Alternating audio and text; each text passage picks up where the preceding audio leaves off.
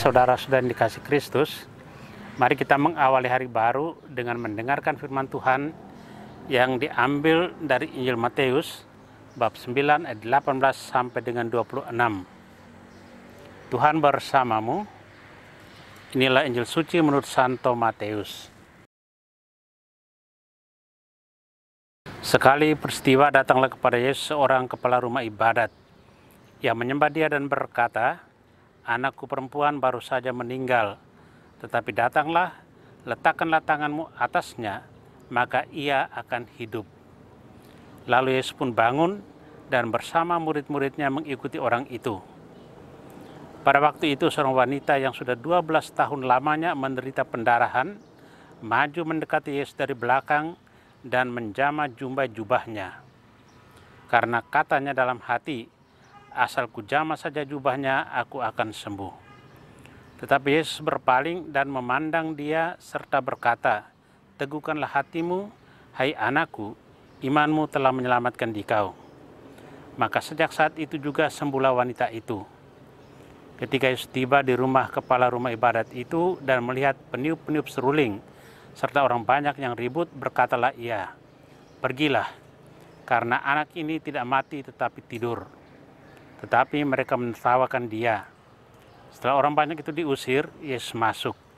Dipegangnya tangan si anak, lalu bangkitlah anak itu. Maka tersiarlah kabar tentang hal itu ke seluruh daerah. Demikianlah sabda Tuhan.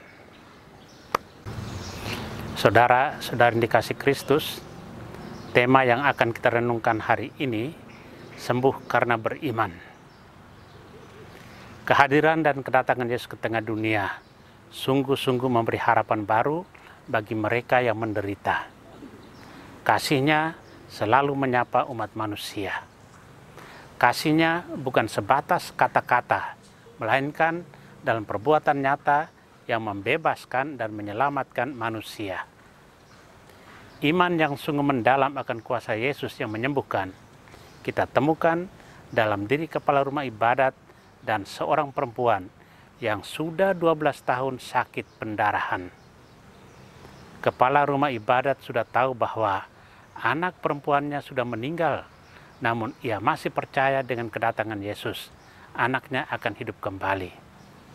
"Anakku perempuan baru saja meninggal, tetapi datanglah dan letakkanlah tanganmu atasnya, maka ia akan hidup."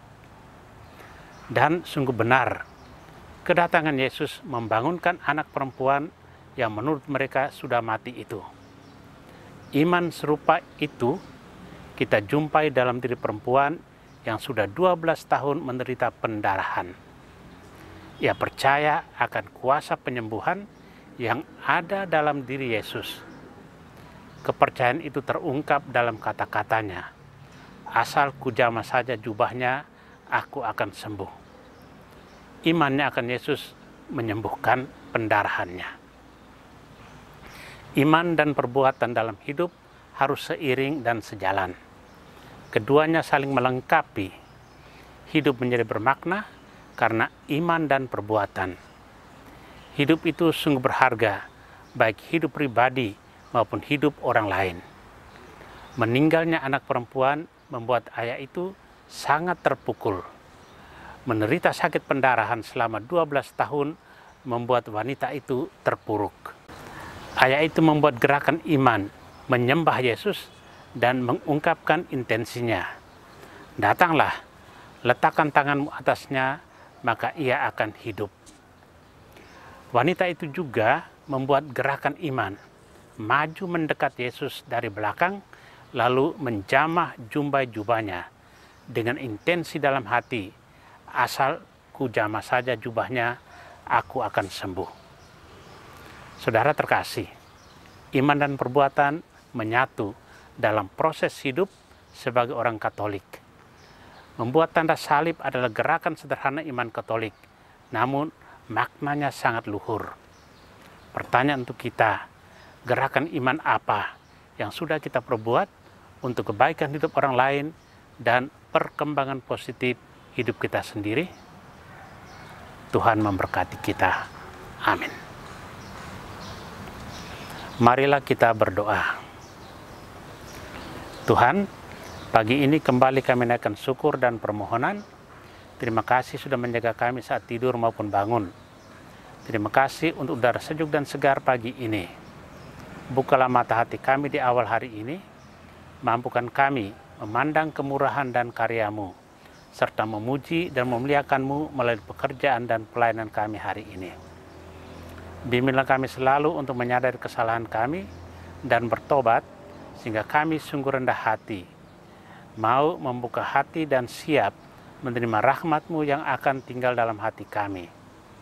Kristus terang dunia, berkatilah keluarga-keluarga kami, jadikanlah kami alat kasih-Mu dan pantaskanlah kami menjadi hamba-Mu yang setia. Amin. Tuhan bersamamu. Semoga kita sekalian, orang-orang terkasih dan doakan, seluruh aktivitas kita hari ini dilindungi, dibimbing, dan diberkati oleh Allah yang Maha Kuasa, Bapa dan Putra dan Roh Kudus. Amin.